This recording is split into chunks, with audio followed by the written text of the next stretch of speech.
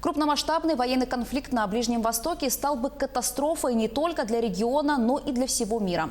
Об этом заявил президент России Владимир Путин на совместной пресс-конференции с канцлером Германии Ангелой Меркель по итогам переговоров в Москве. По словам президента, конфликт подобного масштаба приведет к новым потокам беженцев не только в Европу, но и в другие регионы.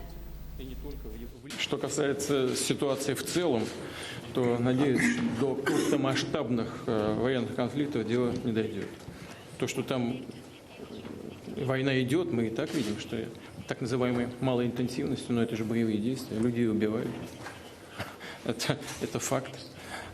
Очень бы хотелось избежать крупномасштабных боевых действий. Если это произойдет, это было бы катастрофой не только для региона Ближнего Востока, это для всего мира. Мы понимаем, к чему это приведет. Это приведет к новым масштабным исходам людей с территорий их традиционного проживания, к новым потокам беженцев. И не только в Европу, но и в другие регионы. Ливийский вопрос также был затронут в ходе обсуждения проблем ближневосточного региона. Путин отметил, что ситуация в Ливии подрывает безопасность и стабильность не только в самом регионе, но и имеет негативную проекцию на Европу. В этой связи российская сторона считает своевременной инициативу Германии о проведении в Берлине международной конференции по Ливии. Также на пресс-конференции после двухсторонних переговоров канцлер Германии Ангела Меркель заявила, что проект «Северный поток-2» необходимо реализовать, несмотря на санкции США. Цитата.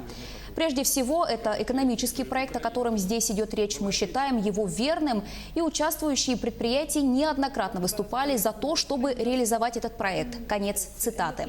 Владимир Путин, в свою очередь, заявил, что Россия сможет завершить строительство «Северного потока-2» без привлечения иностранных партнеров. Однако сроки окончания строительства могут быть отодвинуты на несколько месяцев.